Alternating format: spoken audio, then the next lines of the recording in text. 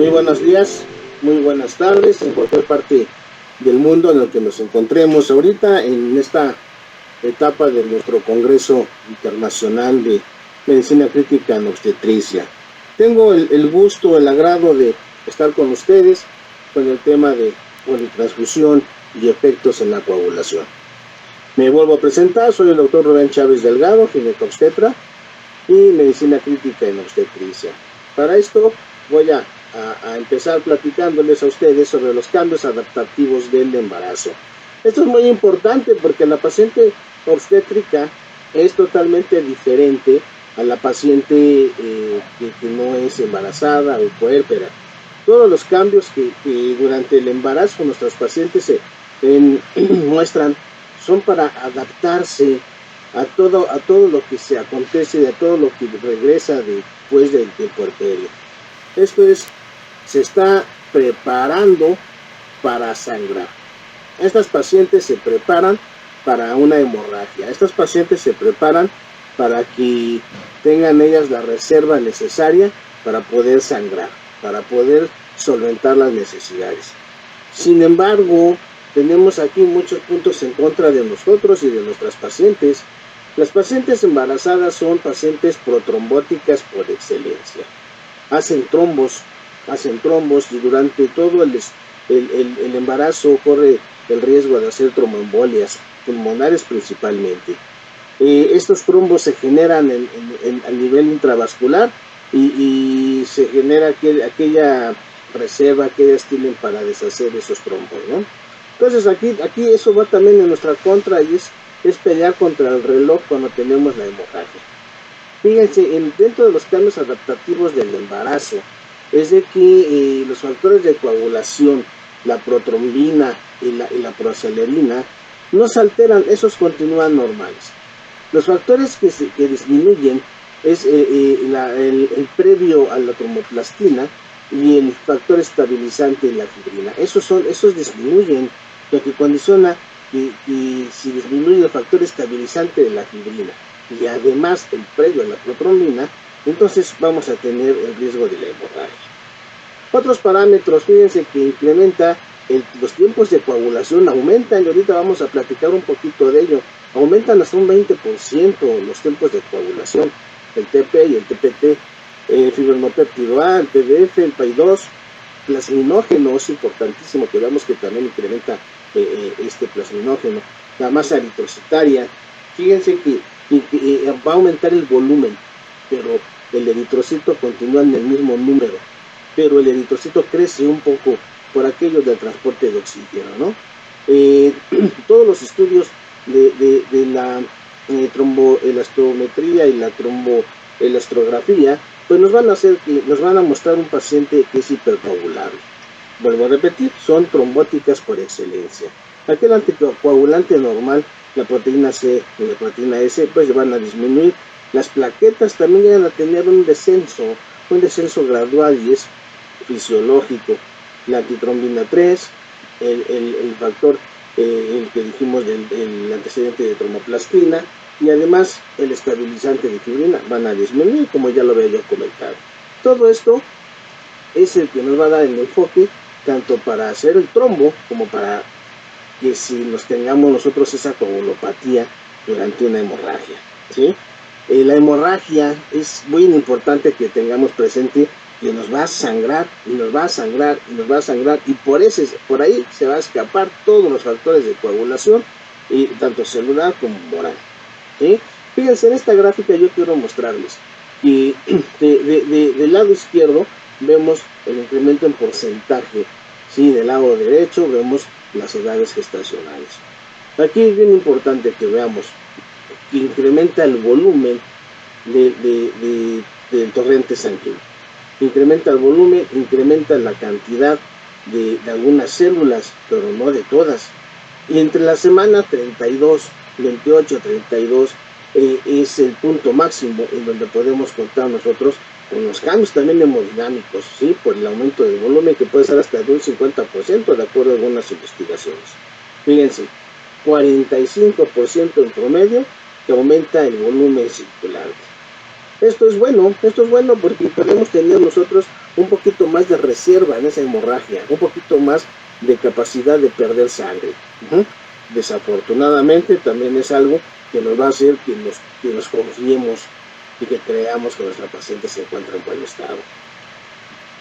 Vemos por otro lado y la paciente va a empezar a tener datos clínicos de hipoperfusión, datos clínicos de hipotensión, taquicardias, diaforesis, todos esos datos que conocemos de la hipovolemia, hasta que esta paciente pierda el 35% de todo el volumen circulante. Estamos hablando de una cantidad grande, ¿no? Que ahorita vemos, de acuerdo a las gráficas del ATLS y de acuerdo a las gráficas que se proponen para la paciente embarazada, que el 35% en una paciente no embarazada es un choque de grado 3, 4, ¿sí? Y en cambio nuestra paciente apenas ahí empieza a tener los datos clínicos. Esto podemos considerarlo que es un efecto protector ante la hemorragia. Por eso les digo yo que si esas pacientes se están preparando para sangrar, y no solamente así, sino también todos los factores de coagulación pueden estar a su favor o generalmente hasta en nuestra contra cuando no sabemos o no podemos de alguna manera detener esa hemorragia. Los signos clínicos de la hemorragia masiva, ¿sí? Vuelvo a decirlos, estos signos clínicos no se van a presentar sino hasta que tengamos un 35% de la pérdida. O sea que estamos hablando hasta de 2,5 litros de pérdida para que esta paciente empiece a tener datos clínicos. ¿Por qué? Porque ya aumentó su volumen durante toda esa gestación, se fue preparando para eso. Entonces, sí, habrá que tener mucho cuidado, porque eso a nosotros nos va a dar esa falsa sensación de que esta paciente puede sangrar, que esta paciente no nos va a afectar si sangra. Y es verdad, no nos va a afectar clínicamente en ese momento, pero lo que es toda su cuestión de coagulación, sí se va a afectar, claro que sí. Nosotros empezamos a notar los datos clínicos cuando nosotros ya estuviéramos en un choque 3, 4, ella va a estar entrando en el choque 2, entrando en el choque 3 apenas. Iniciamos el manejo como normalmente lo conocemos y ahí es cuando empezamos a alterar todos los factores de coagulación, tanto de forma fisiológica como en una forma iatrogénica.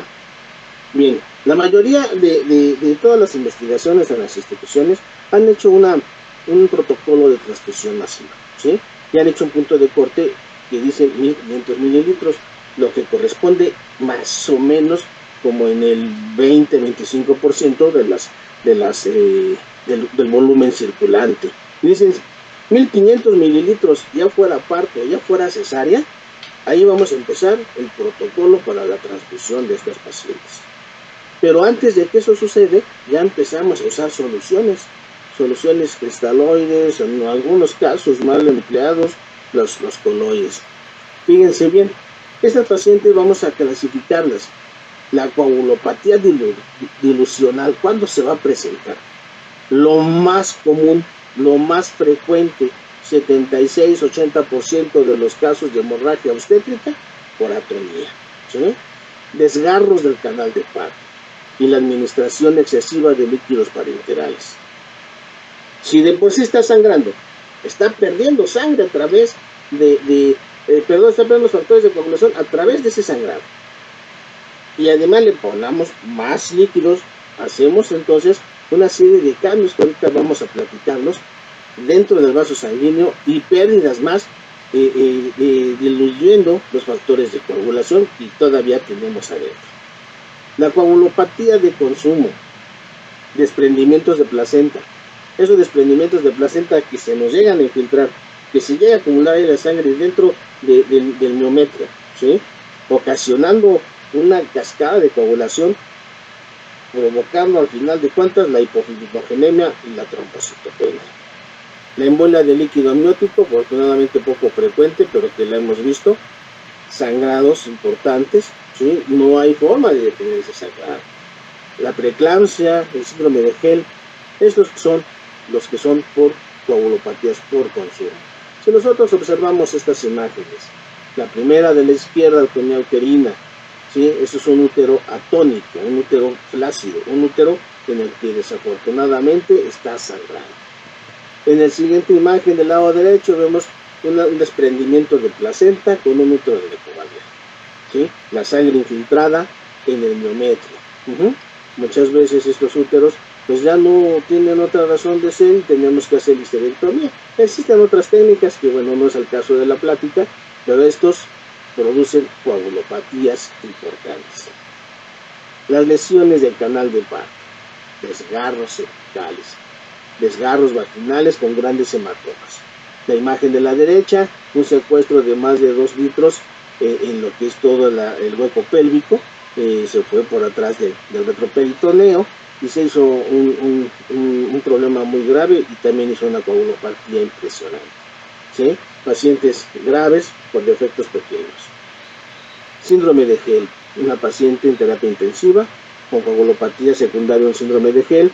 Nuestro Penrose, después de una cesárea, empieza a drenar grandes cantidades de sangre y lo que sucede ahí ahora es de que no coagula, ¿sí? Y empezamos con el protocolo. Se debe empezar inmediatamente el protocolo de transfusión sanguínea masiva para evitar este tipo de problemas. Durante una cirugía complicada, una cirugía riesgosa, una cirugía grande, ¿sí? Iniciada con sangrado, continúa el sangrado, no se reponen los factores de coagulación, pierde la cantidad de sangre que comento y empezamos a tener mayores pérdidas por coagulopatía. Pacientes que salen empaquetadas porque ya no podemos nosotros detener esa cascada de coagulación activada y se pierde la sangre más por coagulopatías que porque estuviera mal suturado o mala hemostasia mecánica. Bien, aquí yo quiero hacer énfasis de que sí necesitamos tener presente ese 35% de posibilidades de que podamos detener esa hemorragia a tiempo. Los defectos hemostáticos, ¿sí? Pacientes que ya tienen previamente problemas plaquetarios, problemas de hemorragias previas, problemas de consumo de factores de coagulación por alguna patología propia. El daño tisular que hacemos con una cesárea propiamente, el daño tisular que se provoca con las técnicas quirúrgicas burdas, ¿sí? Entre más daño endotelial exista, más problemas tenemos para poder mantener nuestra coagulación. El tiempo que nos va a durar nuestra paciente en choque hipovolémico, ese tiempo que estamos operando y no podemos, por un lado, detener la hemorragia y por otro lado no se están reponiendo los factores de coagulación de forma adecuada. Las patologías en las plaquetas, esas hemodiluciones que se hacen antes de la cirugía, se les pasan las grandes cargas de líquidos para poder expandir el volumen según aparenta y para que no se nos vaya a hipotensar, etcétera, etcétera. Esas grandes cantidades de soluciones parenterales nos pueden lesionar lo que conocemos como el hipocálix endotelial, y esto es malo porque es trombótico y afecta la coagulación a ese nivel. Pacientes hepatópatas, pacientes con problemas de hiperfibrinólisis. Bueno, ahora vamos a ver la transfusión masiva. ¿Cuál es la definición de la transfusión masiva? Se han estudiado estas definiciones. Primero, ¿por qué es una transfusión masiva?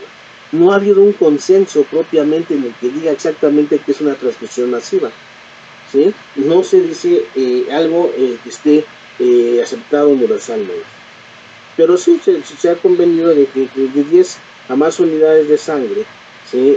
Que esté desplasmatizada, que se transfundan dentro de las primeras 24 horas. Sin embargo, esto no se generaliza, esto ya va a depender del peso del paciente, del sexo del paciente, inclusive de la edad.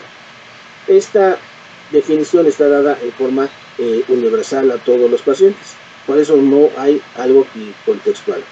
También se dice que hay 6 o más unidades en 6 horas o 5 o más unidades en 4 horas, ¿sí?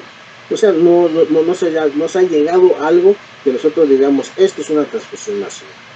Pero sí se dijo también que de acuerdo a cómo se comporta la forma de la transfusión, 3 unidades de glóbulos rojos en 1 hora ya se considera transfusión masiva. O también 4 hemocomponentes sanguíneos, por ejemplo, le paso inicialmente una sangre, una bolsita de sangre, le paso unas plaquetas, le paso un plasma y al final le voy a dar unos crioprecipitados, ¿sí? Entonces esto ya se trata de que estoy administrando 4 hemocomponentes diferentes. Esto es durante los primeros 30 minutos del choque hipovolémico. Ya se considera también una transfusión masiva. Esto es de acuerdo a la definición operacional y a la definición dinámica. La definición por la cantidad de sangre tampoco es una forma de generalizarla, ¿sí? Esto lo están viendo por pérdida de más de 70 mililitros por kilo, ¿sí? O más de 5 litros en un adulto de 70 kilos, ¿ok? Y esto es durante 24 horas. Pero la paciente obstétrica no nos vamos a esperar 24 horas. Normalmente es en forma aguda. Es una pérdida de 50% de la volemia en menos de 3 horas. ¿Sí? Una cirugía compleja puede durarnos 3 horas. Si llegamos a perder y a transfundir una gran cantidad hemos llegado a transfundir hasta 10 hemoderivados en esas 3 horas. Diferentes hemoderivados o inclusive solamente sangre, lo que tengamos ahí en banco de sangre. Entonces ya es una transfusión masiva. Y con un sangrado mayor de 150 mililitros por minuto, no nos dice durante cuánto tiempo, simplemente nos dice 150 mililitros por minuto, se considera que es una paciente para transfusión masiva. ¿Okay? Eso es por magnitud de sangrado. Aquí nosotros vemos, primera imagen de la izquierda, una paciente por cesárea que se quiso incorporar, se marea, vuelve a caer en su cama y nos damos cuenta que hay hemorragia, ¿sí? Esto pasa a la paciente nuevamente a quirófano y se hacen algunas medidas para salvaguardar la salud. Ya habíamos comentado sobre los hematomas. Esta otra paciente del lado derecho, la cantidad de sangre que llega al hospital, ella con en ese momento sangrando esa cantidad, ¿sí? Nosotros vemos que son momentos agudos de sangrados impresionantes, ¿sí? Por eso no podemos esperar las 24 horas para estarle transfundiendo, se tiene que resolver. Primer paso para una hemorragia obstétrica, cerrar la llave. Eso es lo que tenemos que hacer primero. En este cuadro nosotros vemos a una hemorragia de una paciente no obstétrica, ¿sí? El ATLS nos está recomendando, de acuerdo a este cuadro, de la cantidad de sangre que pierde una persona no embarazada, quiero aclararlo, ¿sí? De 500 a 1000, el 15% de pérdida se considera alerta. De 1000 a 1500 se considera tipo 2 o moderado, en el que se hace un manejo expectante, ¿sí? Todavía, según esto, no se hace algo que nos deba de preocupar y solamente se hace en la administración de cristaloides. El siguiente, el tipo 3 o grave, ellos mencionan que es de 1500, ¿sí? Es urgente el manejo, ya manejan ellos cristaloides, ya manejan coloides y los hemoderivados. Ok, fíjense bien, aquí esto es para la paciente no embarazada. Vemos nosotros que en el tipo 3 se están manejando ya los hemoderivados. En el tipo 2 está compensado, no hay problema. Tipo 2 compensado con 1500. Habíamos hablado hace un rato de que en el tipo 3, nuestro paciente no embarazada ya perdió 1500 por lo menos. Eso lo vamos a pasar a la mujer no embarazada. Perdón, a la mujer embarazada lo vamos a pasar de manera que nuestra paciente embarazada con 1500 mililitros se necesita obligadamente iniciar con hemoderivados para solventar la coagulopatía. ¿Por qué razón?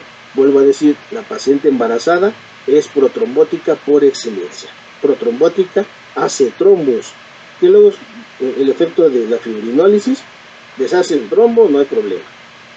Pero se están consumiendo factores de coagulación, principalmente plaquetas. Entonces, ya está en el tipo 3, ya está descompensado, ya tiene alteraciones en todo, ya es una paciente con choque hipovolémico, pero esto trasladémoslo entonces al tipo 2 a nuestras pacientes embarazadas.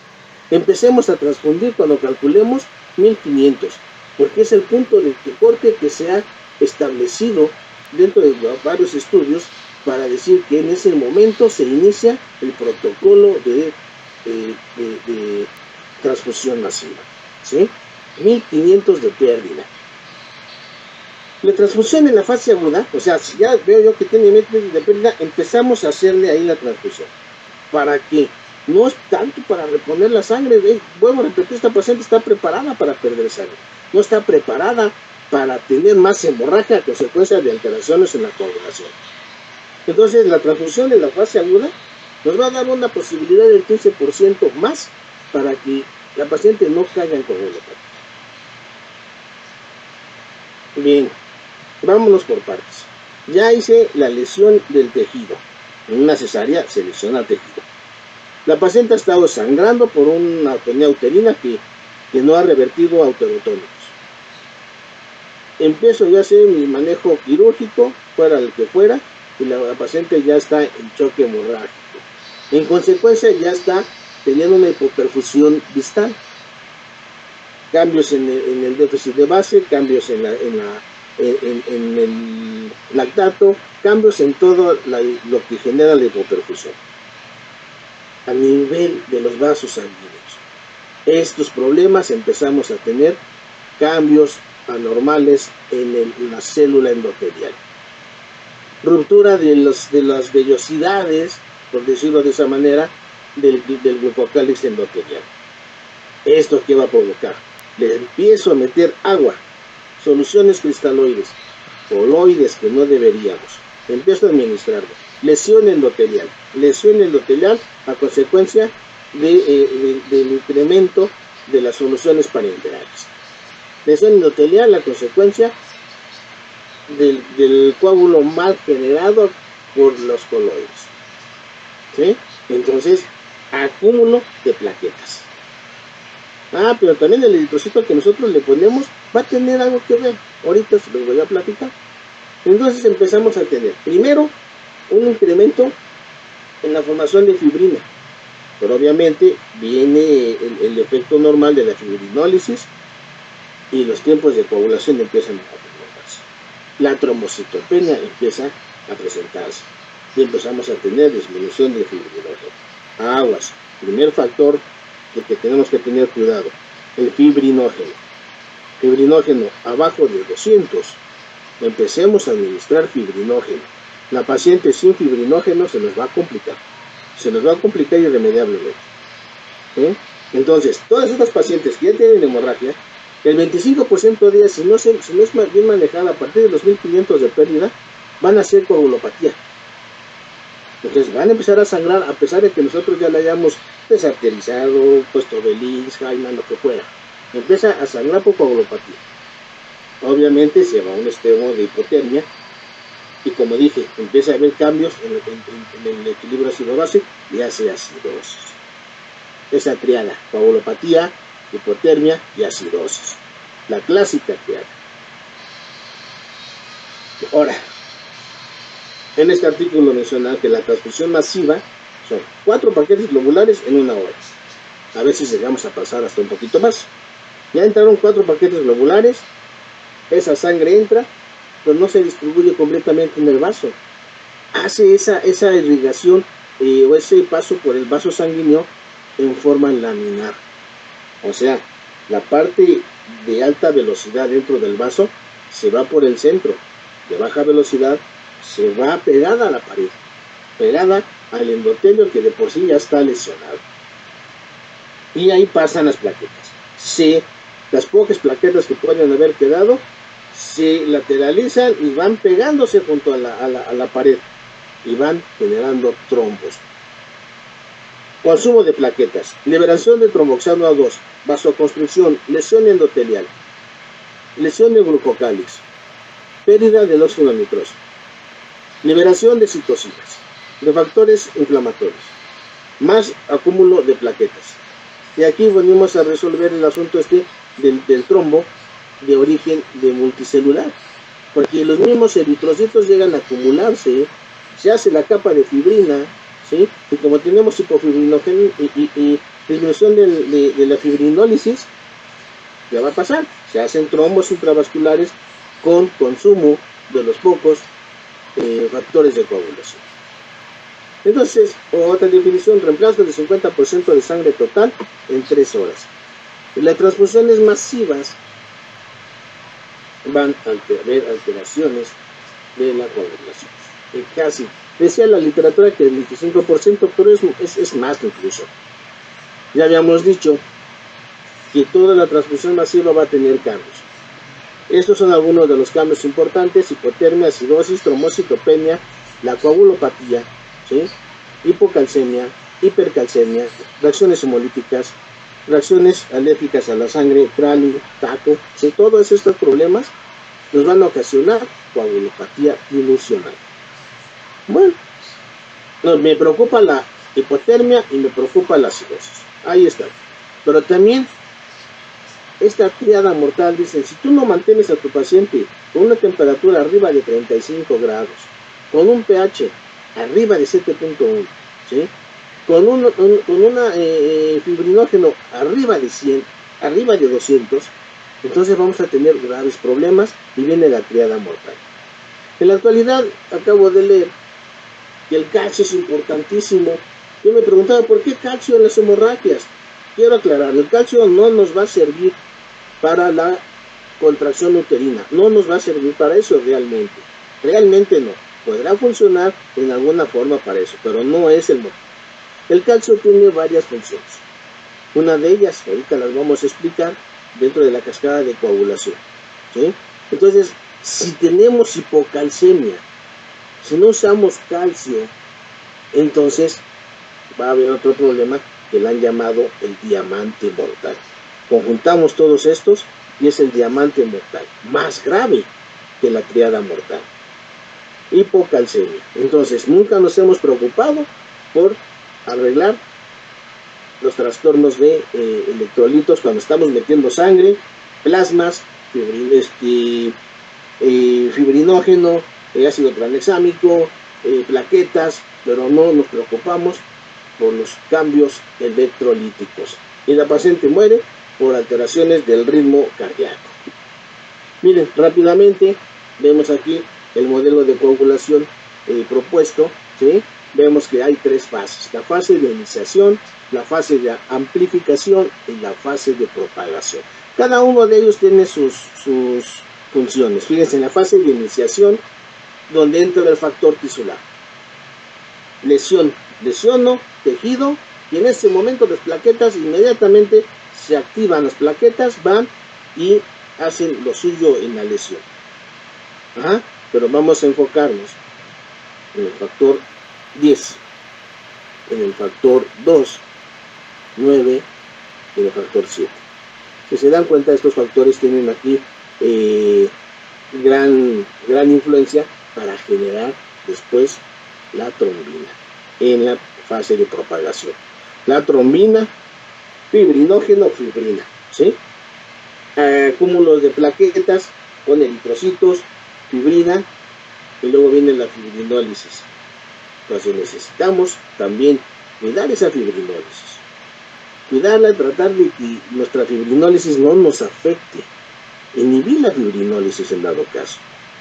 Esto es dentro de lo normal. Pero nuestra paciente embarazada con hemorragia ya no fue así. Vimos, ahorita vamos a explicar, vimos que el diamante mortal, hipotermia. Ya dijimos, la hipotermia va a prolongar la fase de iniciación, va a perder la adhesión plaquetaria, va a hacer que la actividad plaquetaria disminuya, o sea, nuestra plaquetita ni se va a pegar y tampoco va a generar trombo, ¿sí? Y va a disminuir la síntesis del fibrinógeno.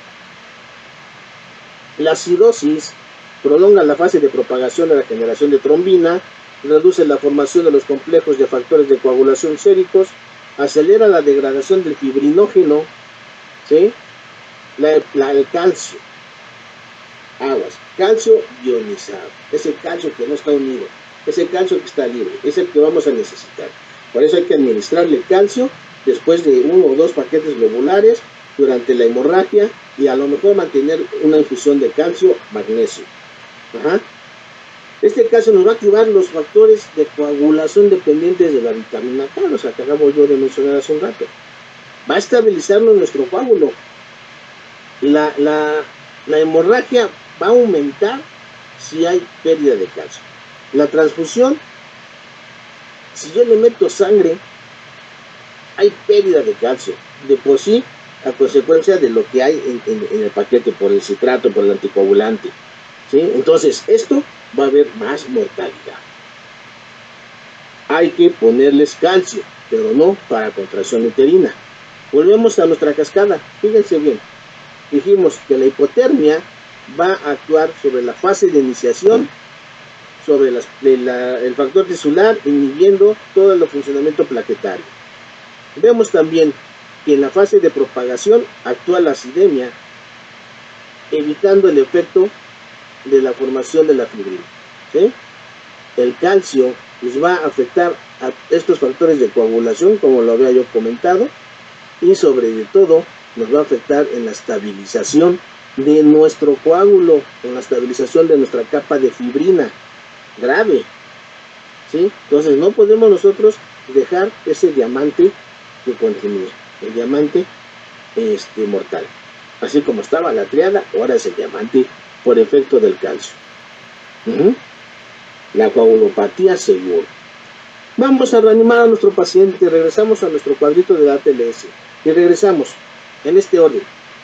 Normalmente cristaloides, coloides, control de la temperatura y transfusión de concentrados eritrocitarios, factores de coagulación y plaquetas. Así es como normalmente lo hacemos. Vámonos en ese mismo orden. Si se dan cuenta, fase 3 ya es peligro. Debemos de empezar nosotros nuestro manejo en el fase 2 o tipo 2 de la hemorragia, porque si no lo hacemos así, no vamos a terminar. Los cristaloides. Los cristaloides nos van a hacer una hemodilución. Al momento de que nosotros si metemos líquidos cristaloides, va a aumentar la trombina. Ah, qué padre, aumenta, pues se va a hacer el fibrinógeno-fibrina y va a generar el coágulo. Pero eso es una forma rápida. Luego viene la fibrinólisis. ¿Sí? Entonces tenemos que inhibir la fibrinólisis. Porque inicialmente va a generar la hipercoagulabilidad. Y qué padre, porque así es la paciente embarazada. Pero no nos va a ayudar. Los cristaloides lesionan el glicocálix endotelial. Lo dije hace rato. Se lesiona, se pegan las plaquetas. Y se forma la trombocitopenia por exceso del funcionamiento de las plaquetas, además de la pérdida que genera el mismo sangrado. Los coloides, digo que es controvertido por el efecto que hacen los coloides con los anestesiólogos. No quiero decir otra cosa, pero usan mucho albúmina, gelatinas, maíz, muchas cosas coloide en el que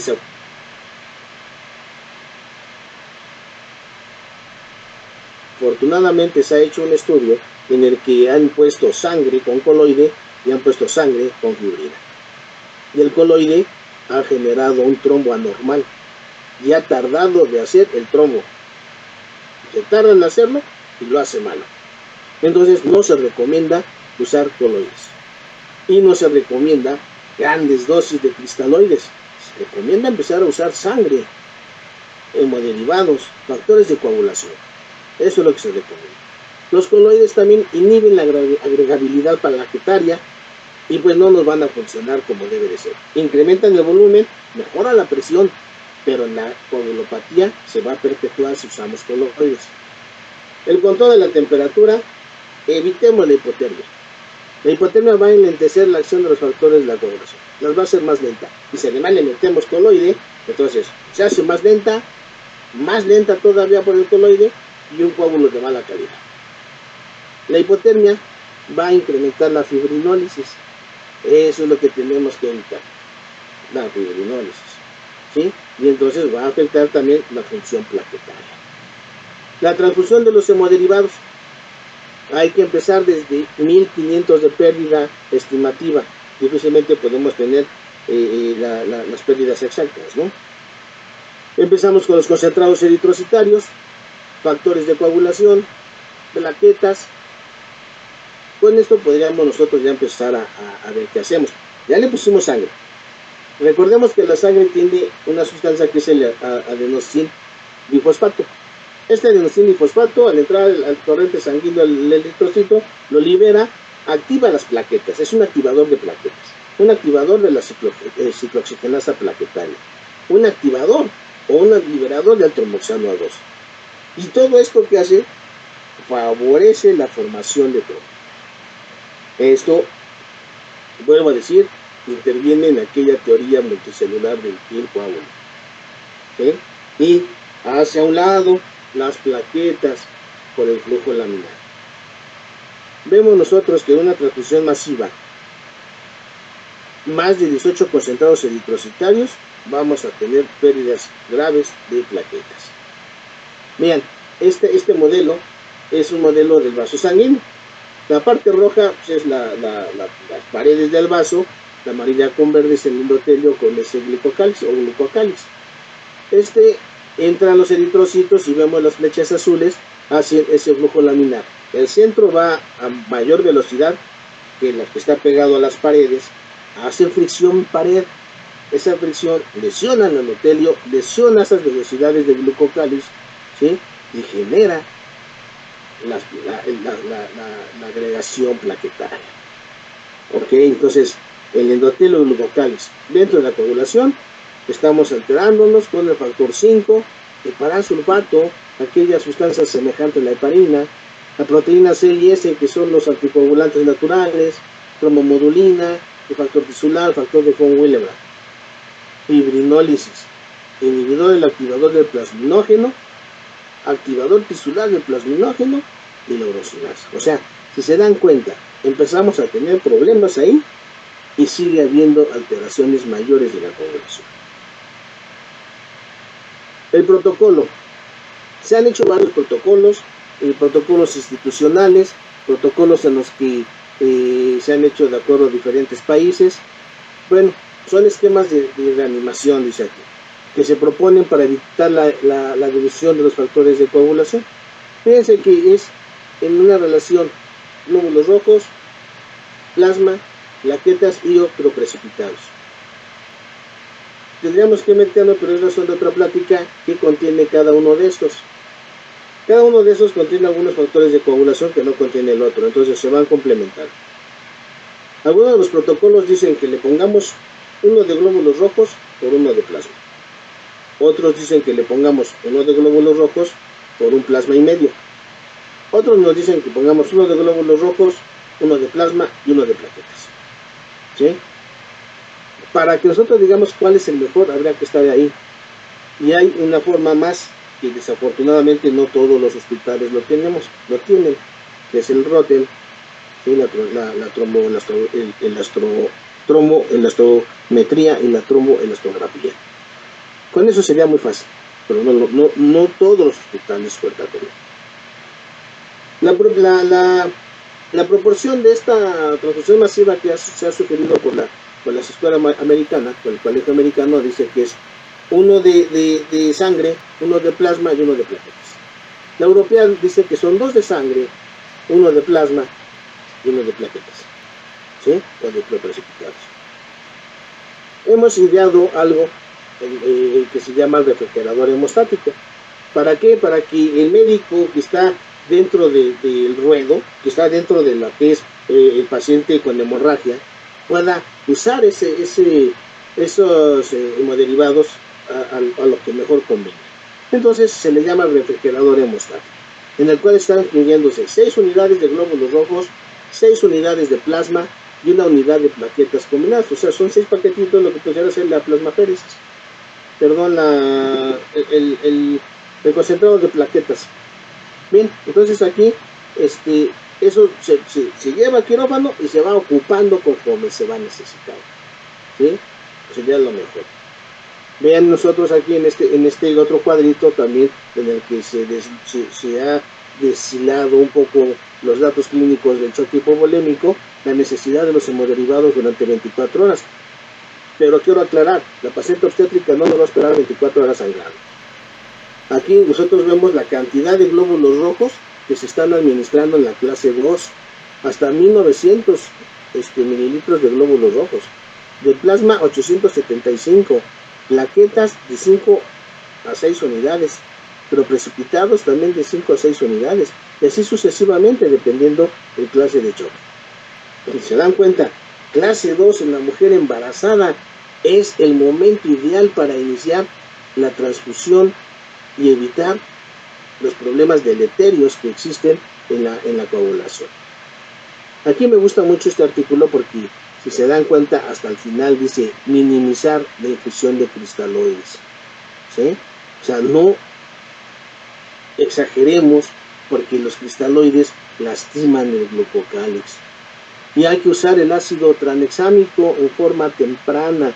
Dentro de las primeras 3 horas de iniciada la hemorragia se tiene que usar, ¿sí? Pero no nos va a servir si nosotros no estamos cerrando la llave. Tenemos que cerrar la llave para que todo esto funcione, ¿sí? Entonces, aguas con los coloides, aguas con los cristaloides. Ácido tranexámico, fibrinógeno, concentrado de complejo de protrombina, está excelente, pero no van a funcionar si no arreglamos lo que habíamos dicho en el modelo de la cascada de coagulación. Calcio, administrar fibrinógeno, administrar ácido tranexámico, mejorar las condiciones de temperatura de nuestra paciente. Electrolitos, había mencionado hace un rato. Mejorar ese exceso de potasio por tantos concentrados de sangre, de eritrocitos, mejorar la cantidad de calcio que no tenemos y mejorar el magnesio. ¿Esto para qué sirve? Calcio para mejorar las condiciones de coagulación y los demás para evitar problemas hemodinámicos, arritmias cardíacas. Esta paciente va a morir por arritmia cardíaca y no por el choque hipovolémico. Entonces necesitamos arreglarlo porque además de generar esos problemas de arritmias cardíacas, empeoran la acidosis. Y la acidosis nos va a impedir que nuestras aminas que podamos ponerle no funcionen, que nuestra paciente, la sangre que pongamos siga coagulándose mal, etcétera, etcétera. Evitemos la acidosis a todo momento. Espero yo que sea de utilidad esta plática. Estamos con ustedes. Muchas gracias por su atención.